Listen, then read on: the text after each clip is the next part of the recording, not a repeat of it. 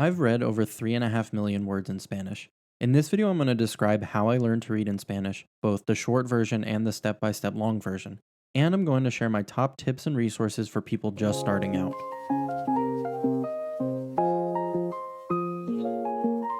The short version of how I learned to read in Spanish is that I developed a base level of Spanish ability by watching lots of comprehensible input and then read gradually more difficult but always still comprehensible material until reaching reading fluency. I progressed from guided beginner courses on LingQ to graded readers and easy translated kids chapter books. Then I started to incorporate news articles and video transcripts from educational YouTube channels. From there, I started to read easy but adult level nonfiction books and eventually moved to translated YA fantasy and all kinds of nonfiction. Okay, so now for the longer version. I have been learning Spanish for about 2.5 years and I'm currently at right around 2,500 hours of total time spent with the language. That includes time spent watching Dreaming Spanish videos, TV shows and movies, time spent working through flashcards and Anki, time spent listening to audiobooks and podcasts, at least as long as I was actually paying attention, and time spent reading. I didn't start reading until about 500 hours or 6 months into my learning journey. The Dreaming Spanish method, which I mostly follow, recommends delaying reading until you have spent at least 600 hours with the language so that you don't practice sub-vocalizing Spanish words, but with your native language phonemes. And while I jumped the gun a little bit starting at 500, I do feel like me delaying reading until then was helpful. I have always prioritized comprehensibility in general, but especially with reading. I only read things that I can just pick up and read. If I try to read something and can't follow along with it, or I'm constantly needing to look up words, I just save it for later and find something else. I also wanted to be really careful to avoid turning reading into a chore or something I dread, because I was a huge reader as a kid, but as I got older, as unfortunately happens to a lot of people, I sort of fell out of the reading habit. So as I was trying to get back into reading for language learning purposes, I made sure to never force myself to read things that I didn't want to read. If I started a book or something and didn't like it, I didn't try to power through it, I just found something else. And because of that, my reading has come in waves. I will go a few weeks or a month or even a few months without doing any reading, but then we'll find a book that seems interesting and run through it super quickly, or bookmark a dozen articles and blast through them. When I first started reading, I was exclusively using LingQ. If you're not familiar, LingQ is a website and app designed for reading in your target language. It has content built in, but also lets you import your own reading material from ebooks, YouTube videos, and more. It also keeps track of your reading statistics like how many unique words you've read and how many total words you've read. While I mostly enjoyed using LingQ, I definitely don't think the platform is perfect, and we'll probably make a video about that in the future. Anyway, LingQ has a bunch of different short guided courses for Spanish beginners. In particular, LingQ has one course called the Mini Stories that is broken up into 60 different short stories. These use super repetitive language and often will say the same thing but from different perspectives, so you get used to hearing the different conjugations, and they take about 5 minutes each. I would go through at least one of these mini stories every day, but sometimes more. Typically, I would read it with the audio playing, I would sometimes read through them multiple times, and I would occasionally listen to the audio first and then read it. To be honest, the mini stories are not particularly interesting or entertaining. But for me, the simple fact that I was reading something in Spanish and understanding it made them super entertaining. They start out basic, but get gradually more difficult, and I remember feeling so proud of myself when I finished all of them. As I had already been learning Spanish for about 6 months then, using comprehensible input, LingQ's beginner courses felt very easy, which in my opinion was perfect at the start. After the mini stories, I completed most of the other beginner courses on LingQ and then started to import my own reading material. First, I imported a bunch of different A1 and A2 graded readers. I'd read a few pages of each of them to see if I liked them, and for the ones I did, I'd finish.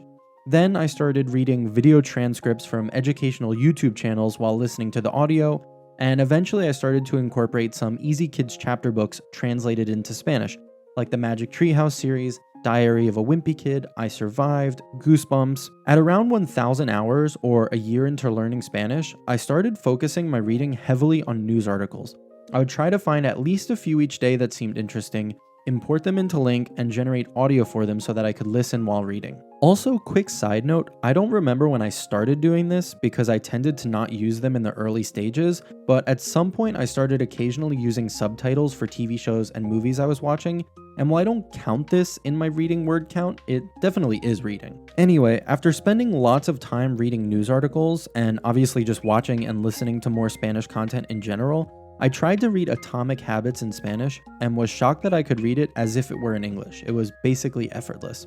When I started to get really bored with the Easy Kids chapter books I had been reading, I decided to switch my fiction reading to graphic novels and YA fantasy.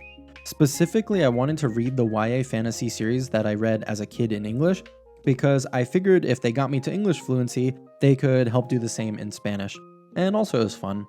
And over time, the books that I was able to choose have slowly gotten more difficult and more interesting. Now I'm at about 2,500 hours total, and I can read basically any nonfiction without difficulty. I can read the news effortlessly, I can read political and social theory comfortably, I can read academic and formal texts, and I can pretty comfortably read informal posts on Spanish social media and in different Spanish subreddits. I say basically any rather than all because there are so many different subjects, and I'm sure if I tried to read a Spanish book about carpentry or fashion, there would be a ton of unknown words and I would probably need help to understand it. But I also haven't tried reading a carpentry or fashion book, so who knows. While I can read YA fantasy at this point without much difficulty, I still have some trouble with more advanced literature, specifically with artful descriptions of things.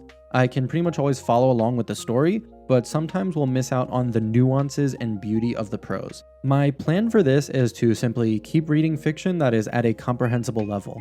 I pick out and read random books that seem interesting and also continue to listen to and watch more content in Spanish. As has happened throughout the entire learning journey, I know if I continue down that path that my level will slowly get better and better. If you're at the start of your Spanish learning journey and trying to figure out how to read, here are my top tips. My first tip, and in my opinion the most important tip, is to wait to start reading until you are at least a little bit used to Spanish pronunciation. I'd recommend consuming at least a few hundred hours of comprehensible input before you start to read. I don't feel like I can confidently say an exact number that you have to wait to hit before starting reading, and I personally am skeptical of the idea that you will irreversibly destroy your accent if you start reading too early. But for me, I'm happy I waited because I feel like when I did start to read, the voice in my head was saying the words with Spanish pronunciation, and also, I just don't feel like there was very much interesting or enjoyable stuff to read as a complete beginner in the first place. My second tip is to go with easier stuff rather than harder stuff. I know some people can power through intensive reading, looking up every unknown word and studying all the sentences, but I can't. If I try to do that, I just zone out, and I know if I force myself, I'll just give up reading entirely. It might seem counterintuitive to focus on the easy stuff, but in my opinion, that is the fastest way to improve your level. When you read easier stuff, you can read more stuff, and when you read more stuff, you get better at reading and can read harder stuff. My third tip is to constantly look for new reading material. Skim through the Spanish section at your local library or bookstore, check Internet Archive,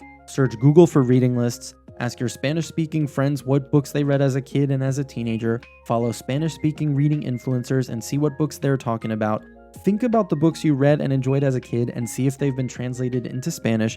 There are thousands and thousands of books. If you haven't found any that you like, that just means you need to keep looking. My fourth and final tip is to pick a goal book that is way too difficult for you, but you really want to be able to read eventually.